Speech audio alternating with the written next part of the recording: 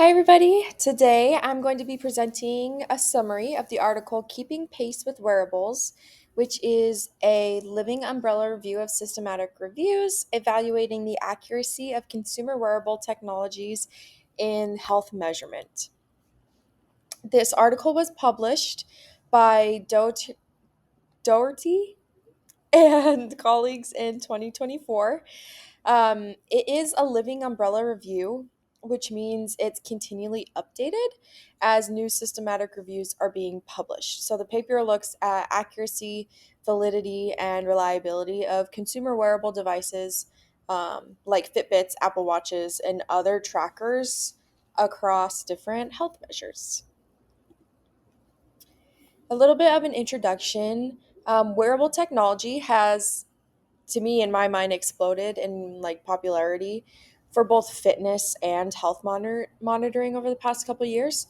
The devices are used by the general public, athletes, and it's been noted that the devices are used a lot, and the numbers are increasing by patients in clinical research trials.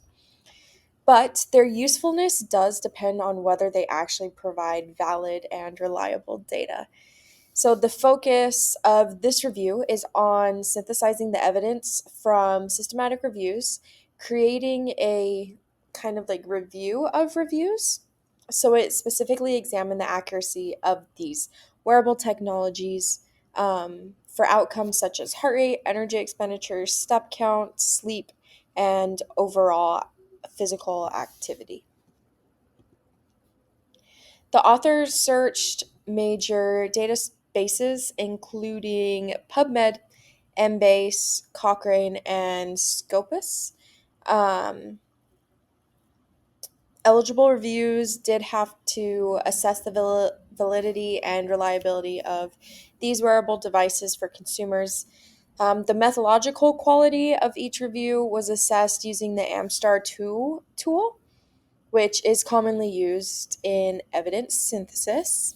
And the outcomes of interest were accuracy and reliability of heart rate, energy expenditure, step count, sleep measures, and physical activity intensity.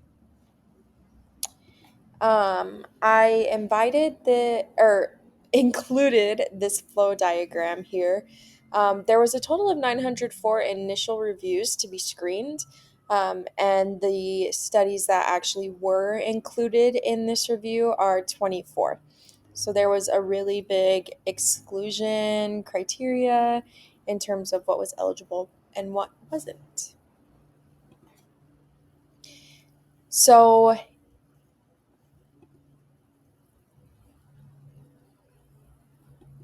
in total, I went back because I think that I messed up. But in total, right here it shows that there was 24 reviews included in this study.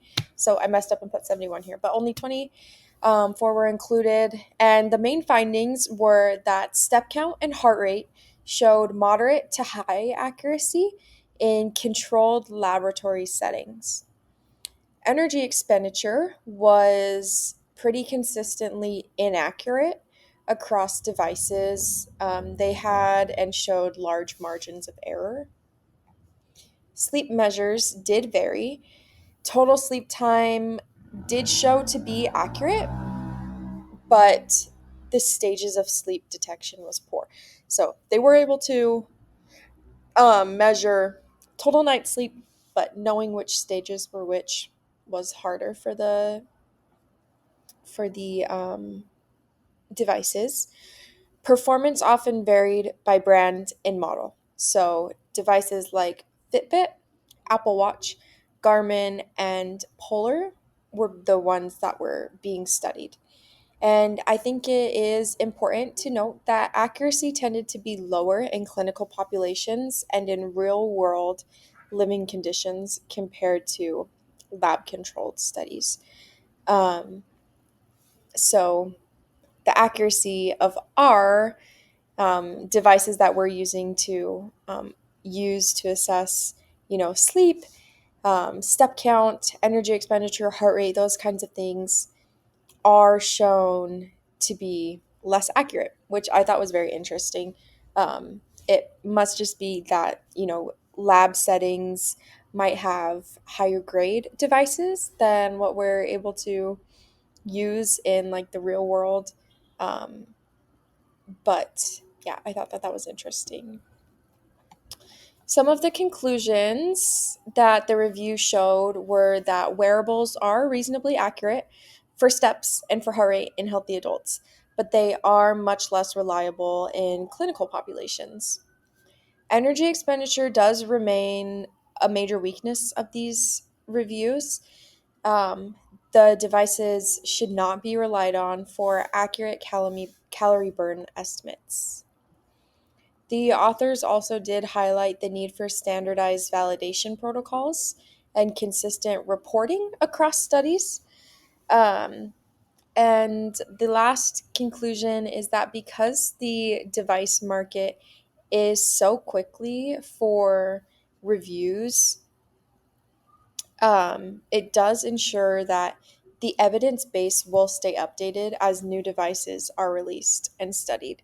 So, because it is a living review, um, as new devices are made and new devices are being studied, they will come to be included in this umbrella review, which I think is kind of cool. Some of the strengths and weaknesses of this, I'll talk about the strengths first. It did include a very comprehensive scope of articles, and it is a living review design, which is innovative and useful in such what seems like a fast moving field. So evidence will keep being updated. There are also many weaknesses. There were a lot of review overlaps in the primary studies, which can lead to redundancy if things are just being repeated and repeated. But another challenge is that the device market changes so rapidly that by the time someone has the time to publish a review, some of the models are already outdated. So that is something to be aware of as well.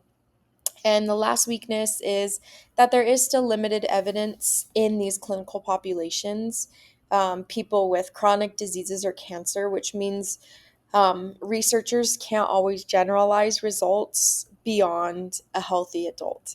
So there are still bumps in the road, but some future directions, which we can look forward to, is first, more validation work is needed in clinical populations, including cancer patients, elderly patients, and people with chronic illnesses.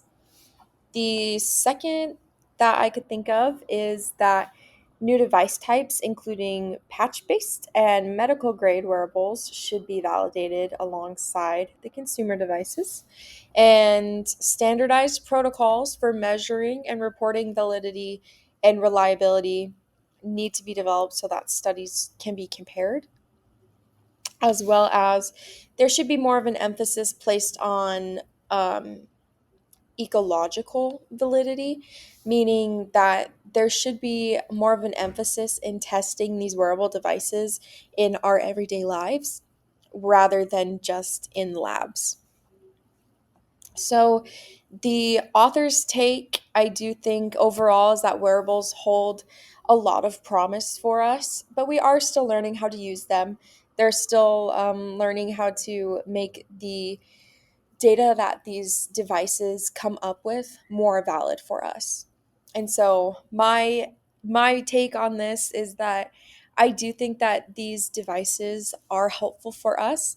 They are good tools of, step count, heart rate, maybe even sleep sometimes, but they are always being improved. And so I think looking to the future on these improved devices in clinical settings as well as in just everyday settings is going to be very useful for us as clinicians.